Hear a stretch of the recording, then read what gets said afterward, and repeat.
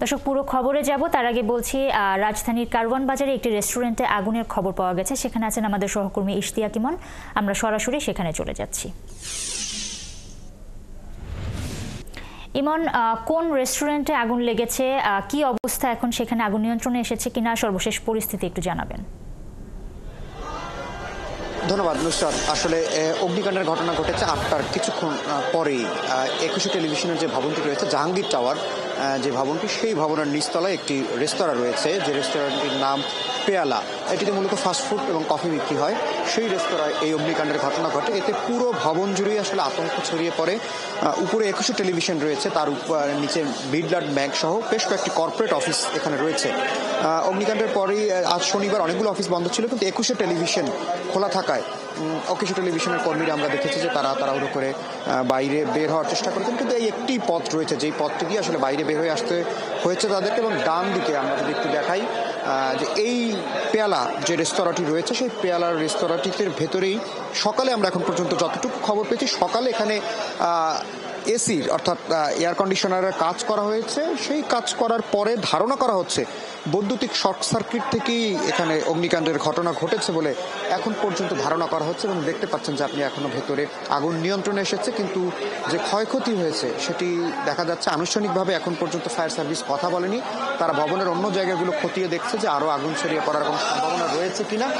কিন্তু একেবারেই এই রেস্তোরাঁর ভেতরে যে জায়গাগুলো রয়েছে সেই জায়গাগুলোতে অগ্নিকাণ্ড আমরা দেখতে পাচ্ছি। এবং যেখানে মূলত তাদের ইলেকট্রিক চুলা ছিল, সেখান থেকে অগ্নিকাণ্ডের সূত্রপাত হতে পারে বলে একটি ধারণা করা হচ্ছে। অর্থাৎ এই দুটো বিষয়কেই কিন্তু ফায়ার সার্ভিস সামনে রাখছেন যে আগুনের সূত্রপাত এখান থেকে হতে পারে। ৮:১০টার পরেই অগ্নিকাণ্ডের ঘটনা ঘটে। এবং যেহেতু এই ভবনে একটি টেলিভিশন চ্যানেল রয়েছে, সেখানে যারা কর্মীরা রয়েছেন ২১শে টেলিভিশনের, তাদেরকেও আমরা দেখেছি যে তাড়াহুড়ো করে পুরো নিচতলাটি আসলে ধোঁয়ায় ছেয়ে গেছে এবং উপরে মিডল্যান্ড ব্যাংক রয়েছে এবং আরও বেশ কয়েকটি কর্পোরেট অফিস রয়েছে। এবং উপরের তলাগুলোতে অর্থাৎ দুটি ফ্লোরে ২১শে টেলিভিশনের অফিস রয়েছে। সেই ভবনের কর্মীরা এবং সেখানে যারা কাজ করতেন তারা তাড়াহুড়ো করে বাইরে বেরিয়ে এসেছেন। সোনারগাঁ সামনের যে সড়কটি আছে, ফায়ার সার্ভিস দুটি ইউনিট এখানে এসে যখন কাজ শুরু করে তখন সেটিও অনেকটা আমরা দেখেছি যে সড়কটির যান চলাচল বন্ধ করে দিতে হয়েছে পুলিশকে। এখন যান চলাচল স্বাভাবিক হয়েছে, একই সাথে আগুন নিয়ন্ত্রণে এসেছে। কিন্তু এখন পর্যন্ত এই যে রেস্তোরাঁটি, সেটিতে আগুন কীভাবে লেগেছে, কি আগুনের সূত্রপাত কী ছিল, সেটি এখনও জানা যায়নি। অর্থাৎ ফায়ার সার্ভিস হয়তো কিছুক্ষণের মধ্যে আনুষ্ঠানিকভাবে কথা বলবে। এর আগেও এই রেস্তোরাঁতে আরও একবার অগ্নিকাণ্ডের ঘটনা ঘটেছিল, সেটি ১ থেকে ১.৫ বছর আগে। এবং ২১শে টেলিভিশনের যে গলিটি রয়েছে, সেই গলির পাশ থেকে এসির একটি বিস্ফোরণের জায়গা থেকে সেই অগ্নিকাণ্ডের ঘটনায় বেশ কিছু এবং নিচতলা এবং দ্বিতীয় তলা ক্ষতিগ্রস্ত হয়েছিল।